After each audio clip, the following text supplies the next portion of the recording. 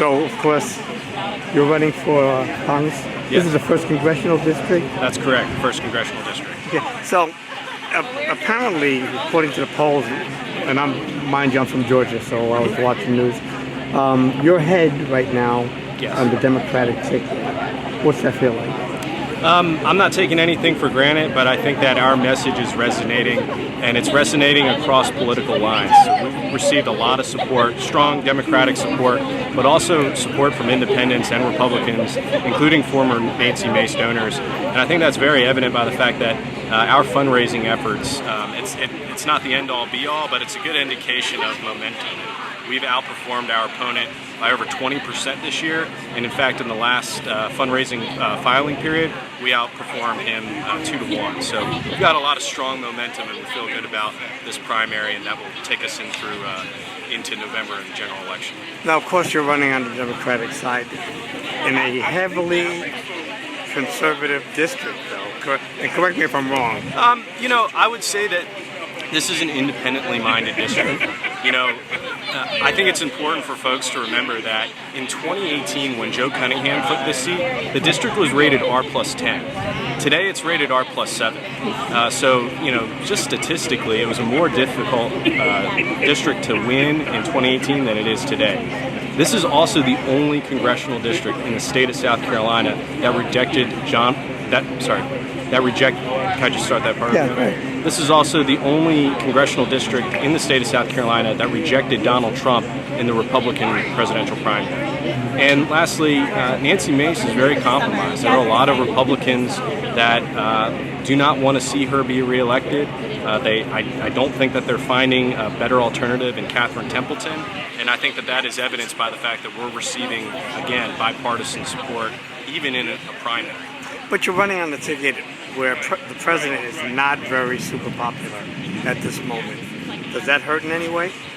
Well, I would say this: while the president may not be, President Biden very likely will not win South Carolina. However, again, Donald Trump is also very unpopular, as evidenced by the fact that this is the only district that rejected Donald Trump at the polls during the primary. Right. Politics is a tough game, and Washington is dysfunctional. What will you bring to the table should you end up winning and going to D.C.? Well, look, people want public servants representing them up in Washington. They don't want to see the reality TV nature that we see so often play out in politics. I'm a public servant. I served in the United States Coast Guard here in the Low Country. I've worked in our local governments. I was the number 2 attorney for the 4th largest municipality here in South Carolina, and I was general counsel for the town of Hilton Head Island. So I have experience working on the issues and working with people that come from all different political ideologies. And so at the end of the day, people care about our infrastructure. They care about our environment. And they also care about protecting the rights of others, protecting voting rights, making sure that everyone has access to the ballot. And then also women's reproductive rights. This is a state that enacted extreme abortion ban here in South Carolina, and people don't want that. And I believe that Congress should enact national protection to protect a woman's right to choose. For me, that's personal. My maternal grandmother, she died in 1960. She was 31 years old due to a backroom abortion. She was the mother of 8 children. She was the wife of an iron worker, and her loss left 8 children without their mother, a husband without his wife, and my mom was 5.5 years old at the time. She was sent into a broken foster care system. She wasn't adopted until she was 12. So is a lot at stake here in this election, and at the end of the day, people want representatives that are going to fight for them, that are going to do the right thing, and get away from this divisiveness that we see up in Washington. All right, thank you. I think that should do it. Testing 1 2 3. Testing to see if I have sound. Testing 1 2 3. Testing 1 2 3. Testing 1 2 3. Testing 1 2 3. Testing 1 2 3. Testing. Testing 1 2 3. Testing 1 2 3. Testing 1 2 3.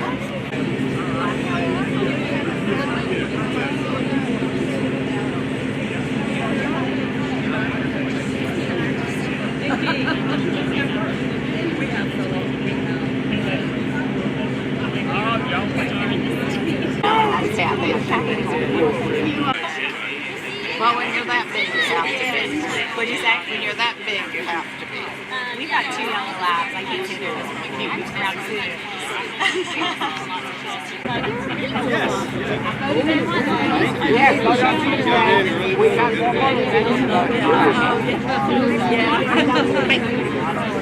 Oh, all the ceremony.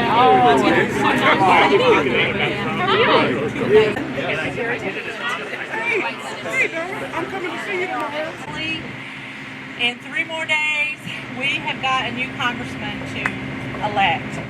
Woo! Got the clap. Okay. A year ago, so we've really been close to him on this journey, and it's been an honor. We've kind of been in awe every single day at what he has done, what he has already accomplished by supporting our communities, and his message, how it's resonating with the citizens of District 1. He voted for Mac. Just throw your hand up in the air like you really don't care. All right. It was an honor to vote for you and a privilege to introduce you. Our next congressman from the Congressional District 1. Doesn't like being the center of attention. The past over a year has been incredible, and I'm very proud of you, and very excited for our son in October. Yeah. Shown, if you've gone out to vote, great. If not, June 11th, you still have time. And so we've got an election to win. There is a lot on the line here. Have access to reproductive health care.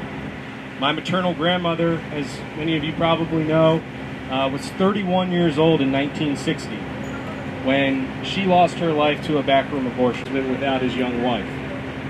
That sent my mother, who was 5.5 years old, into a broken foster care system. She wasn't adopted until she was 12. We are back to those days here in South Carolina and other states. And so the first thing that Congress must do, I won't go into all the other issues, but I will say this. We have the Democrat who can gain the most bipartisan support in what is not a ruby red district. This is the only congressional district in the state that rejected Donald Trump in the Republican presidential primary. They are voting in a Democratic primary.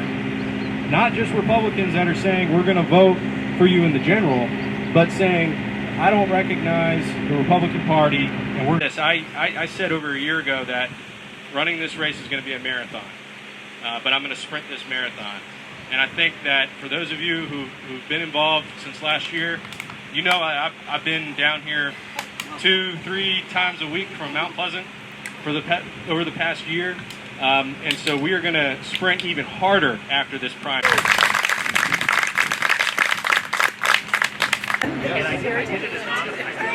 Hey, Dad, I'm coming to see you tomorrow. In 3 more days, we have got a new congressman to elect. Woo! Got the clap. Okay.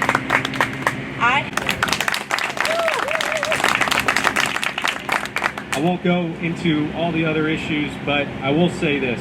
We have the Democrat who can gain the most bipartisan support in what is not a ruby red district.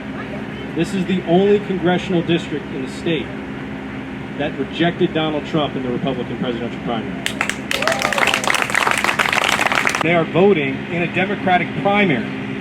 Not just Republicans that are saying we're going to vote for you in the general, but saying I don't recognize the Republican Party, and we're this. I said over a year ago that running this race is going to be a marathon, but I'm going to sprint this marathon.